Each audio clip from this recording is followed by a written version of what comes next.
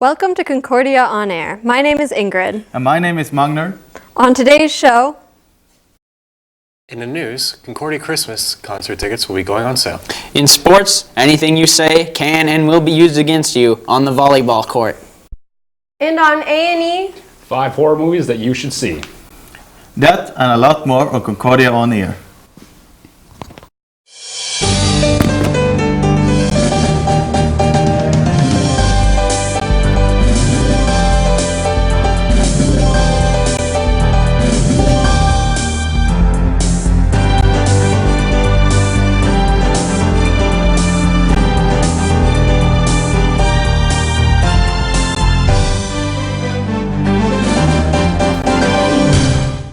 So Ingrid, could you tell me a little about your costume? Sure, yeah. I am the Swedish chef from the Muppets. I've got my wooden spoon here. I'm ready to cook some chickens.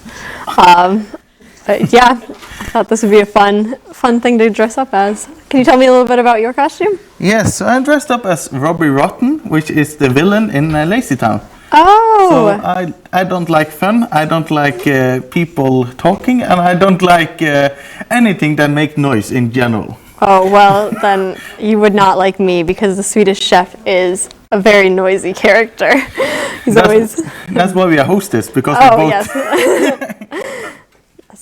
yes. Do you have any fun Halloween plans? Tomorrow is Halloween. It is a Thursday. Yeah, so I know. Makes it a little bit hard. But I will probably go to Mix, actually, where is the Halloween thing, and then we have the Halloween party on Saturday. yeah, the Halloween bash is on Saturday. Yes. Are you wearing the same costume for that, or are you going to switch it up? Nah, I'm gonna wear the same. The only difference is I'm gonna buy a black belt. Oh, okay. Because I missed that for the costume. And hopefully the hair will be a little better because it's a little off. Yeah. Yep. I think that I will also probably go in the same costume. I did not plan another one this year, but... Did you do that last year? No, I don't think I did. What did you dress up as like last year? Last year I dressed up as Kim Possible. Oh, that's so cool. It was a lot of fun. She was my favorite character when I was little, so it was a lot of fun dressing up as her. What did you dress up as last year? Bananas from Bananas in Pyjamas. Oh! Which is like, I had a banana head on me, and then it was like stripes as well. So I'm really into stripes apparently, because Apparently. the two last costumes have both been with stripes. That's funny. That's really cool. What's your favorite costume that you've ever worn for Halloween? It must be last year actually. Last year? Yeah, I really loved it. It was a lot of fun. So we had like these things I could take over my shoes as well. So I had like banana shoes. Oh my the whole goodness. costume was just a whole banana. That sounds so fun. So how is the Halloween in America? As for people who are not from here. I mean, it's a lot of fun. We do a lot of things. People go all out. They decorate their yards. They wear lots of costumes. Hand out a lot of candy to kids. It's a good time. Yeah, that was nice to hear though. Now over to news. Hi, I'm Andrew. And I'm Elise. Students will be able to purchase their tickets for the Concordia Christmas concert starting next Tuesday, November 5th at 9 a.m.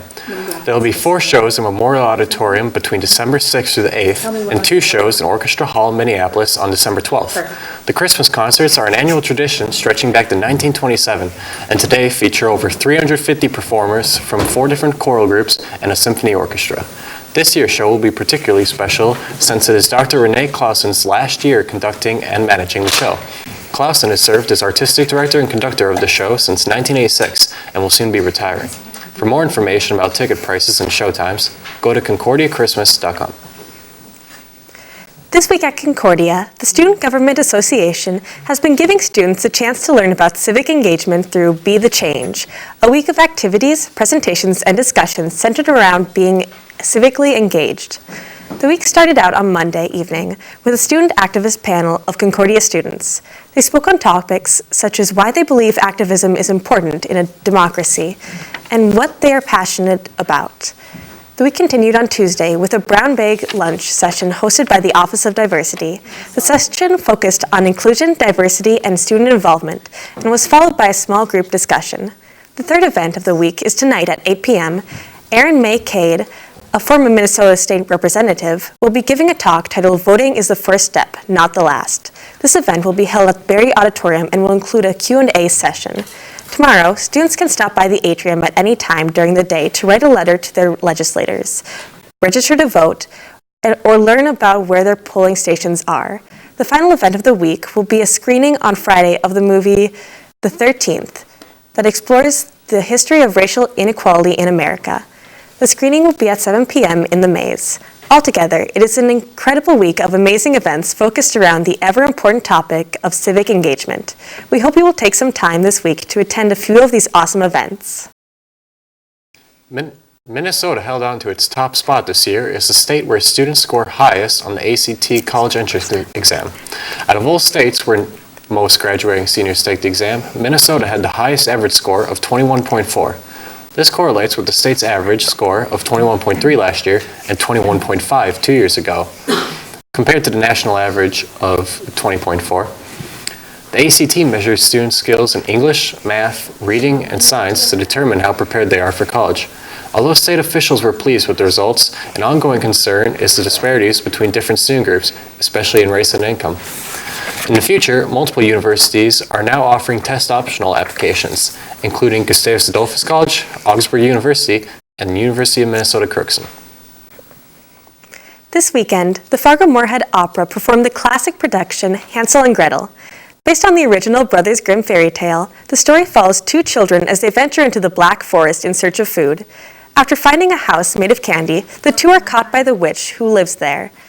Unlike the original tale, the opera has a much happier ending, with the children defeating the witch and saving the other victims.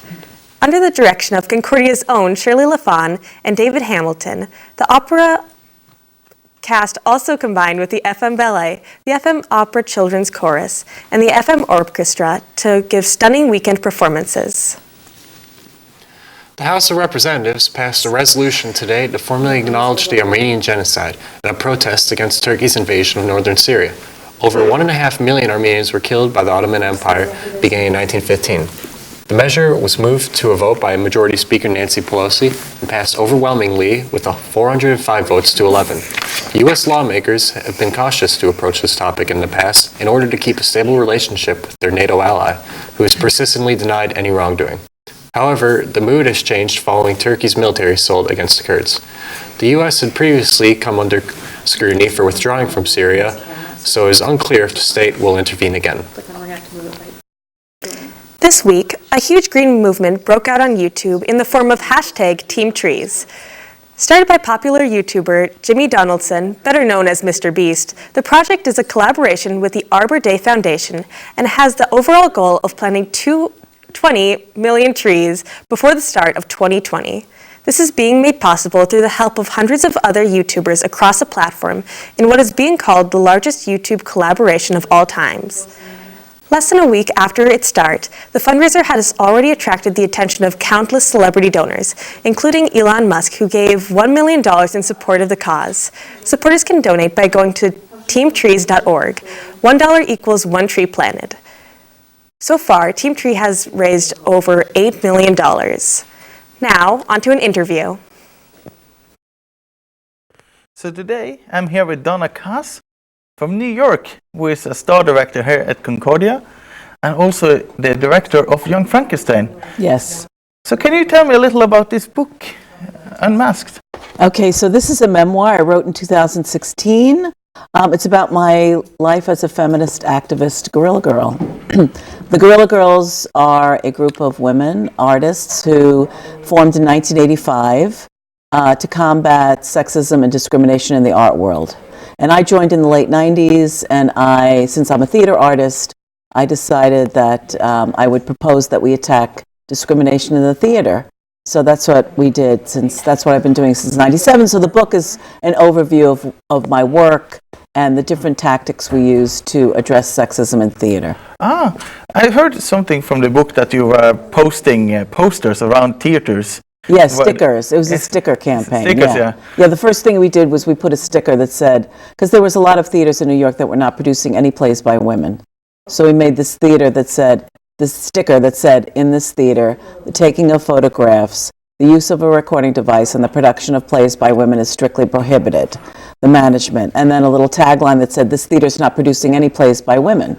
So we posted it in some big theaters in New York, like the Roundabout Theater, Primary Stages, the Atlantic Theater Company, and lo and behold, the Roundabout Theater changed their season. The next season, they included 2 plays by women, so I take complete credit for that.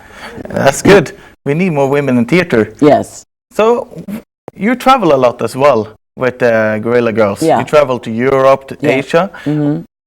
What was your most memorable moment of all these places you travel?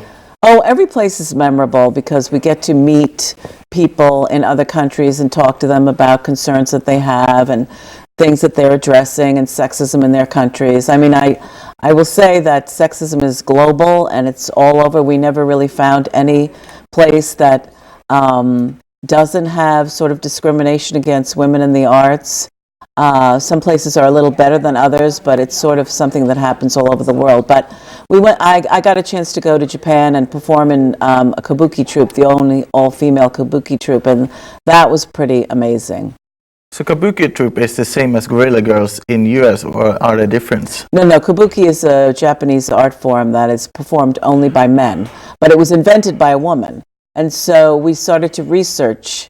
I started to think there's got to be an all-female kabuki troupe since it was invented by women, and I found this one troupe and reached out to them, and the Guerrilla Girls went over and we worked with them for a couple of weeks and actually got to perform in one of their shows. Very interesting. Yeah. So if I can ask, what was the course that led you to take off the mask? What was the thing that... Well, I've been doing this kind of activist work for over 20 years. And I felt it was time to take off the mask and to share the tactics of the girls, to share how we made posters, how we did campaigns, how we organized protests, so that the next generation of activists can take over.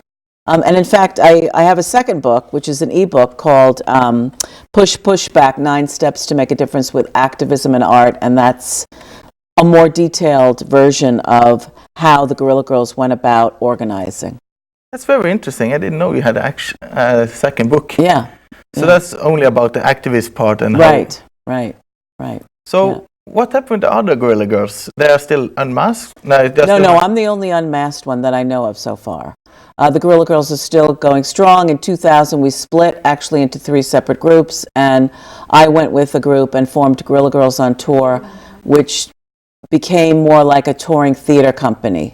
And what we do is we travel the world with plays and performances and street theater that address women's issues. So how did you get to know the Guerrilla Girls in the first place? Well, I actually was at an artist colony where I met a woman and I was complaining to her about how there was no opportunities for women in theater. And she said, you should read this book. And the Guerrilla Girls have several books that they've written, but the first book she gave to me and she said, read this. And I read it and I went back to her and I said, this is fantastic. I need to find these Guerrilla Girls because the theater needs them. And she said, well, I happen to be a Guerrilla Girl, and I think you would be a good member of the group. So if anyone wants to be a Guerrilla Girl, the bad news is you can't, but the good news is we always say, use the tactics, form your own groups. We need the more Guerrilla Girls there are, the better. That's interesting to hear. So I know you're here as well for Young Frankenstein. You're a director here, and you also have 2 classes, Women in Theater and Elements of Acting. Right. Can you tell me a little about those? Well, our Young Frankenstein we're almost done. We open on November 14th. We have 22 Concordia students involved in it, plus a whole bunch who are working on the sidelines, designing and helping backstage. It's going to perform for 7 performances starting on the 14th, and it's really a fun show. It's based on Mel Brooks' classic movie, and his movie is a parody of old black and white Frankenstein, the original movie. So it's a horror classic parody comedy musical, and it's a lot of fun. So what can we expect out of? It's going to be a lot of singing, of course, and dancing. Yeah, singing, dancing, comedy. Just typical Mel Brooks innuendos and comedy and humor. So if you want, let's say that you want to look at this, I heard that you need more people behind the set still. Oh yeah, we need people backstage to work backstage, definitely. So what are you looking for behind the scene? Well, just anybody who wants to be involved in theater. I mean, it's a lot of fun, and you get to go to the cast parties. So you might want to sign up. Yeah, we need people backstage. We need people to work on costumes, on this, moving the set. The set is immense. It's really big. We need people to move the set. We need lighting people to run the sound and the lights, spotlights, things like that. So if you want to get more into theater and get to know people, this is also a good opportunity. Yes, it's great. Yeah, it's a great way to get involved. Yeah. So let's say if you want to watch the Young Frankenstein, is there any way you can get a ticket, or does it cost any money or things like that? No, I think it's free for Concordia students and staff, and tickets are on sale on tomorrow or today. No, today. They're on sale either today or tomorrow. So already coming out. Yes, right, because we open in about 2 weeks. Yeah. That's interesting. Thank you so much for coming here today, Donna Cass. It's been a pleasure to have you here. You're welcome. Thank you. Now over to sport. Happy Halloween, sports fans. I'm Detective Halloween, and this is my partner, Dom. I'm a cat. Meow.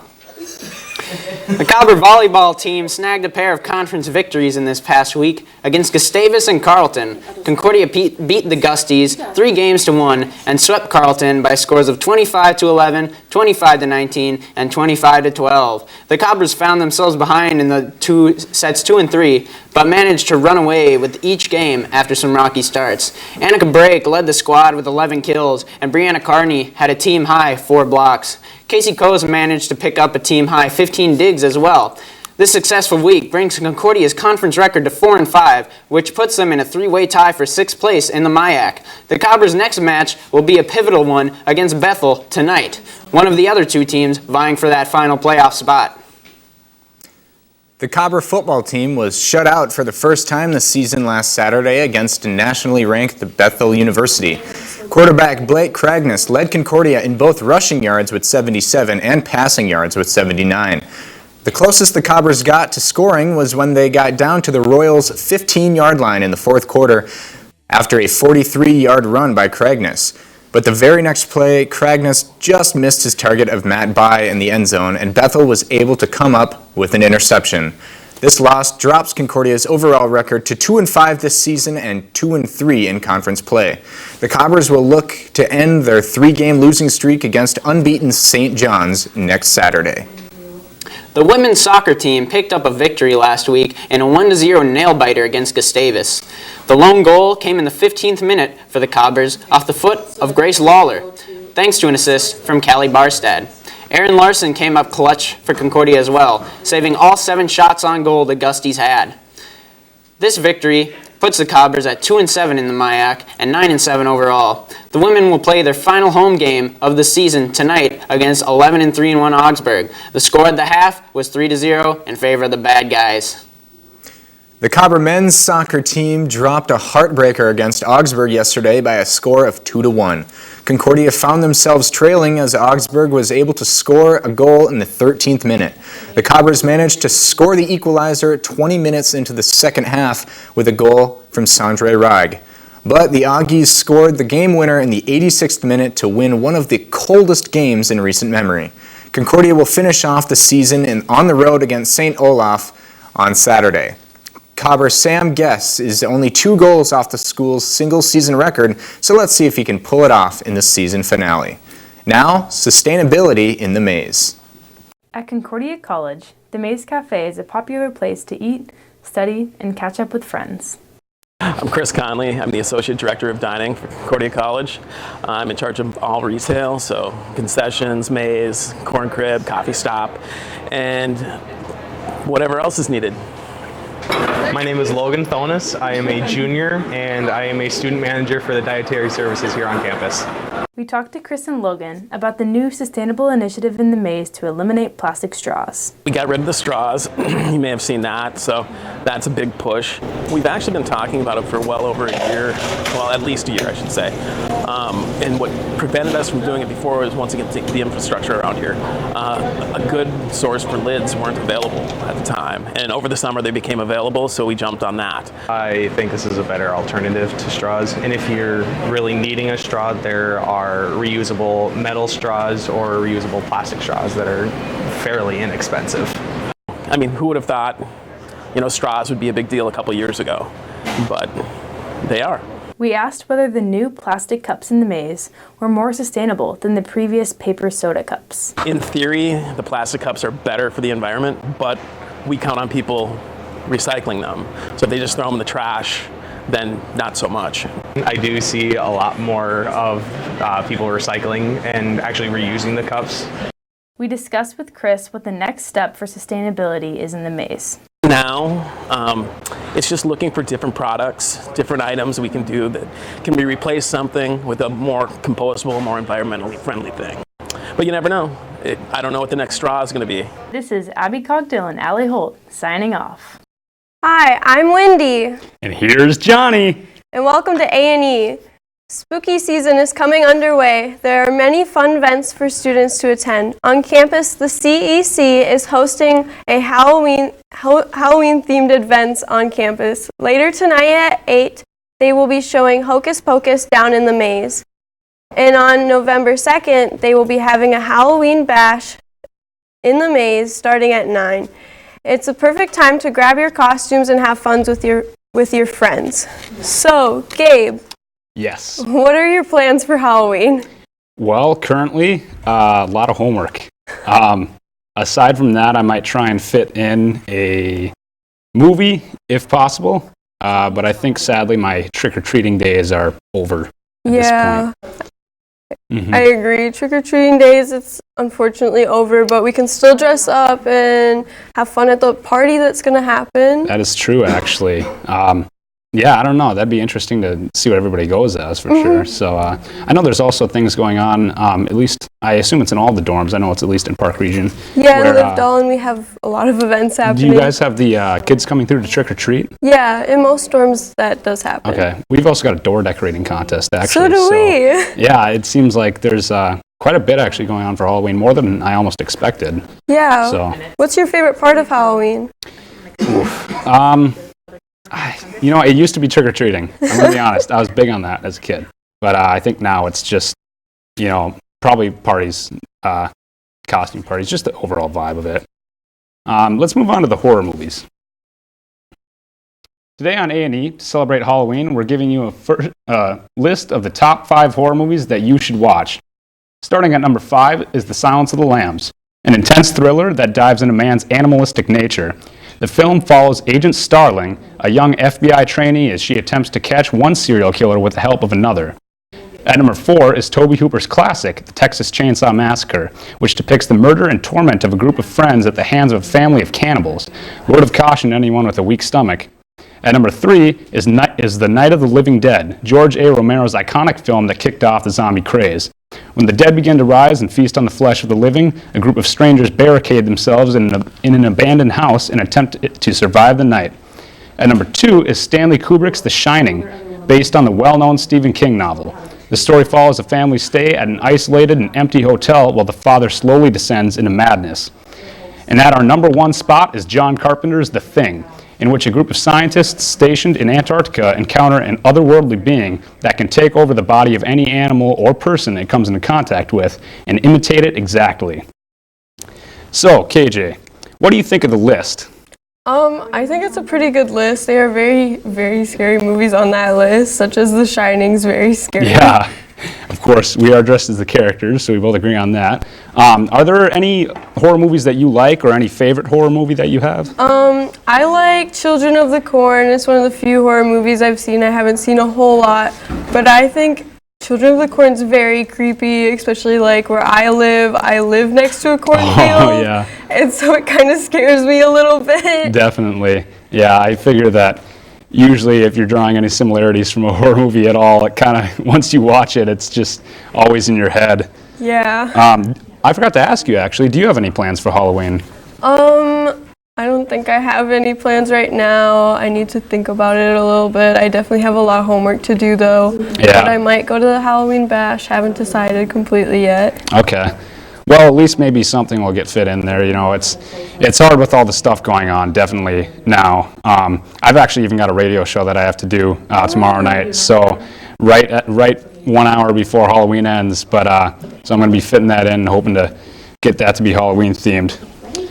So now over to news. So today we're gonna have a special fun with a Halloween game.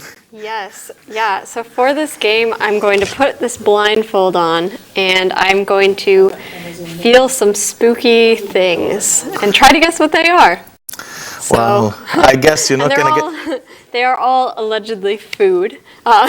So I should be good at this because I am a chef. That's what we keep telling her, that everything is food. All right. Okay, so I'm going to tie this on. Then we're gonna start the game. I'm just gonna wait till she have it on. Got it. I cannot see anything. So we're gonna start with the first one here. Okay. So you're gonna guess what it is. These feel like they're chips. Yes. Are they Doritos? Yes, that's correct. All right. That's a good start. Nice. Where's the napkin? Get ready. So you're over to the next one here. All right. So what do you guess is in this cup? I'm gonna guess that these are they Milk Duds? No. No. Are they like some kind of like covered raisin? Yes, that's correct. Are they? Okay. Yes. All right. Oh, you're good at this game. So here's the next one. I bet you're not going to guess this one. Huh.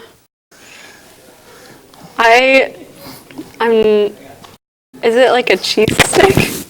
Not quite. You're getting close. You're getting Is it hot. some kind of cheese? Yes. Is it a cheese curd? No.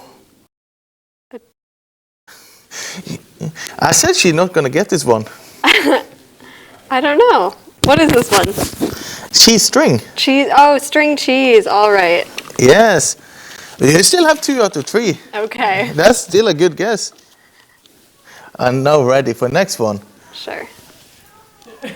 So yes, this is a... This one's kind of slimy. Is this some kind of pudding? Yes. Is it chocolate pudding? Yes. Lovely. So now you have 4 and a 3 out of 4. Okay. You're really good at this. Have you done this before? No, I'm a chef, so I know what I'm touching. That's good to know. My hand is still very slimy. Just let me That's what usually happens when you put your fingers into chocolate. in pudding. Yes. Okay. Don't try this at home. So here's the last one. Okay. Are you ready to go? Ooh. I don't like that. I think that these are mandarin oranges. Yes, that's correct. That was really good though. That one felt weird. That was not my favorite thing to put my hand into.